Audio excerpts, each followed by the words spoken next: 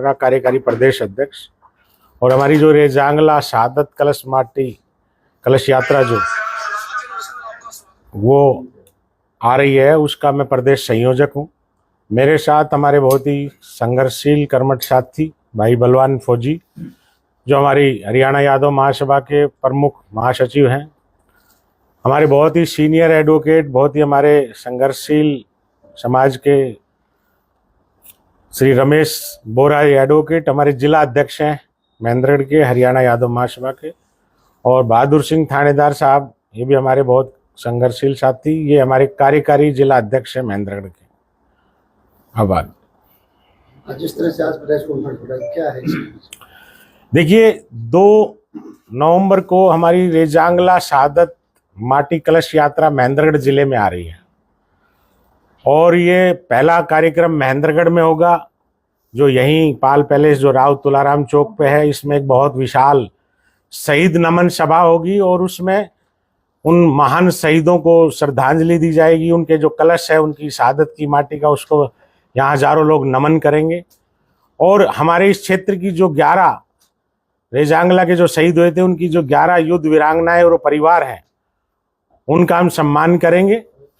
और उसके बाद इसी के साथ एक हमारी उसमें रेजांगला अहिर धाम की एक प्रदर्शनी भी लगाई जाएगी, और हमारे यहाँ के सभी महिला पुरुष, हमारी नौजवान बच्चे साथी, उन सबको वो पता लगे कि रेजांगला क्या थी, अहिर धाम क्या है, उसके बारे में विस्तार से उस प्रदर्शनी में रखा जाएगा। और उसके बाद राव तुलाराम जी को हम नमन करते हुए उस चौक से उस कलश यात्रा का भव्य, जो बहुत भव्य होगी, उसमें हजारों बाइकों के साथ हमारे तिरंगा और हमारे महासभा के दोनों झंडों के साथ वो यात्रा चलेगी। उसमें कलश वो हमारे रथ पे चलेगा, और पूरे शहर में बालाजी चौक, उसके बाद परशुराम चौक, उसके बाद हमारे मशानी चौक, गौशाला रोड, और फिर हमारा जो रेजांगला चौक, जो माजरा चुंगी है, वो रेजांगला चौक, वहाँ तक हमारे इस शहर के जो विभिन्न समाज हैं, विभिन्न सामाजिक संगठन हैं, संस्थाएं हैं, वो सभी अलग अलग जगहों पर उनको नमन करेंगे, उनको श्रद्धांजलि देंगे। और फिर हमारे रेजांगला चौक से फिर यात्रा शुरू होगी, और फिर वो जाकर मालड़ा गांव में, जो वहाँ के भी एक शहीद थे इस रेजांगला में, वहाँ एक हमारी शहीद नमन सभा है। और उसके बाद झूक में वहाँ के भी शेर सिंह थे, जो इस रेजांगला के शहीद थे, तो वो वहाँ पर भी एक शहीद नमन सभा होकर वहाँ पर 2 तारीख के कार्यक्रम का समापन होगा। और 3 तारीख को फिर हमारी ये यात्रा महेंद्रगढ़ से चलते हुए नांगल सिरोही, पहले पाएगा में हमारे 2 शहीद थे, वहाँ फिर नांगल सिरोही होते हुए नसीबपुर का जो 1857 का शहीद स्मारक है, वहाँ से नारनौल की वो कलश यात्रा शुरू होगी, और वहाँ से वो चलते हुए जिला न्यायालय, उसके बाद महावीर चौक, रेजांगला चौक जो हिरोंडा चौक, और फिर वो मांदी गांव में पहुंचेगी, कि वो मांदी का भी एक शहीद था, तो वहाँ पर वो शहीद नमन सभा, और नारनौल क्षेत्र के जो हमारे 5 शहीद थे, उन 5 शहीद वीरांगनाओं को, उनके परिवारों को हम वहाँ सम्मानित करेंगे, और उन शहीदों को श्रद्धा सुमन अर्पित करेंगे। सर, इस कार्यक्रम को लेकर किस तरह से तैयारियां की जा रही हैं? इस कार्यक्रम के लिए बहुत जोर शोर से तैयारियां हो रही है। सभी गाँव में सभी लोग, हमारी जो पूरी टीम है, मैं भी बहुत जगह गया हूँ, भाई बलवान फौजी, हमारे रमेश बोरा जी, बहादुर सिंह थानेदार समेत जो हमारे दूसरे आज साथी जो ने, वो सभी, हमारी पूरी टीम जो है, वो सारे हर गांव में लगे हुए हैं। बहुत बड़ा उत्साह, मैंने इतना उत्साह कभी किसी चीज में नहीं देखा। ये उत्साह मैंने एक बार, जब हम 2007 में भी जब अहिर धाम से जब लेके आए थे मिट्टी, तो इंडिया गेट से जब यात्रा शुरू की थी, तब भी हर गांव में जो जन सैलाब उमड़ा था उन शहीदों को नमन करने के लिए, एक बार वैसे ही उनमें जोर शोर का उत्साह दिखाई दे रहा है। मुझे लगता है ये यात्रा एक रिकॉर्ड तोड़ेगी। सर, इस यात्रा का उद्देश्य क्या है? इस यात्रा का उद्देश्य बहुत बड़ा है। इस यात्रा का, मैं जैसे बताया, अहिर धाम से मिट्टी लाई गई है। पहले तो लोगों को यही नहीं पता अहिर धाम है क्या चीज। अहिर धाम, जैसे हमारे 4 धाम, हमारे शंकराचार्य जी ने 4 कॉर्नर जो हमारे हिंदुस्तान के उत्तर, दक्षिण, पूर्व, पश्चिम में बनाए गए, लेकिन ये सबसे ऊपर जो हमारी चोटी है हिंदुस्तान का, जो हमारा ताज है भारत चीन सीमा पर, वहां पर, और इस अहिर धाम के जो शहीद जिनका आज वहां पर शहादत हुई, उनका सामूहिक दाह संस्कार वहां पर हुआ चाइना बॉर्डर पे, और उनकी उसी जगह का नाम अहिर धाम रखा गया।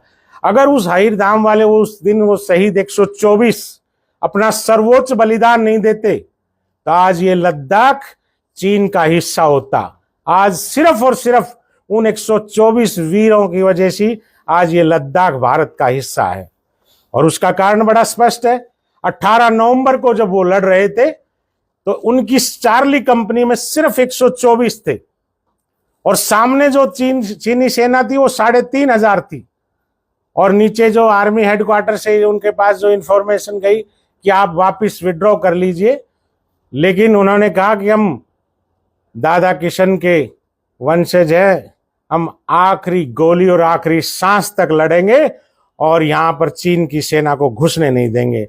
उनका जो इरादा था चुशुल हाइट्स को कब्जा करके लेक को पार करने का, उन 124 में से 110 ने बलिदान दिया और 4 जो थे वो चीन के बंदी बना लिए गए।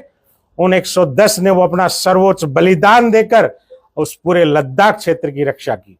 सर, जिस तरह से रेजांगला का जिक्र आता है बार बार, उसको लेके जो शहीदों ने जो अपना कुर्बानी दी है, क्या लगता है कि जो सरकारें रही अब तक, उन्होंने जो सम्मान मिलना चाहिए था शहीदों को, वो नहीं मिल पाया? बिल्कुल, इस बात पर सिर्फ हम नहीं कह रहे, ये बहुत बड़े बड़े जो जर्नल थे उस टाइम, उन लोगों ने कहा, बहुत बड़े बड़े इतिहासकारों ने, कैप्टन अमरिंदर सिंह जो पंजाब के मुख्यमंत्री, वो बहुत बड़े सैनिक इतिहासकार, उन्होंने अपनी किताब में लिखा है फॉरगेट वी लेस्ट, और कहीं हम उन्हें भूल न जाएं। उन्होंने लिखा है कि कोई कौम किसी देश के लिए इससे बड़ी क्या देशभक्ति और इससे बड़ी कुर्बानी क्या दे सकती है, और इन जो लोगों को जो शौर्य का सम्मान मिला वो अधूरा सम्मान था। उनको 1 परमवीर चक्र, 8 वीर चक्र और 4 सेना मेडल मिले। एक और मेडल भी उनको मिला, वो था bravest of the brave Ahir, वीर अहीर, सूरवीरों में अति सूरवीर वीर अहीर। लेकिन बड़े बड़े जर्नलों ने, इतिहासकारों ने कहा कि 124 के 24 परमवीर थे, इनको इनसे बहुत आगे का सम्मान मिलना चाहिए था, वो नहीं दिया गया। तो आपकी सरकार से क्या मांग है इसको लेकर? हमारी तो मांग बहुत बड़ी है कि रेजांगला का जो चैप्टर है वो हिंदुस्तान के हर राज्य में उसके पाठ्यक्रम में शामिल किया जाए, कि हमारी आने वाली जो पीढ़ी है, हमारी जो जनरेशन नहीं है, उसको पता लगे कि हमारे लोगों ने कितनी बड़ी इस देश के लिए कुर्बानियां दी हैं। उनसे वो सीखेंगे, उनसे इंस्पायरेशन लेंगे, और वहां आगे इस देश के लिए उनमें भी एक देशभक्ति का जज्बा पैदा होगा।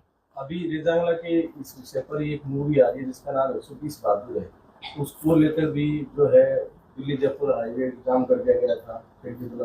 देखो, 120 बहादुर फिल्म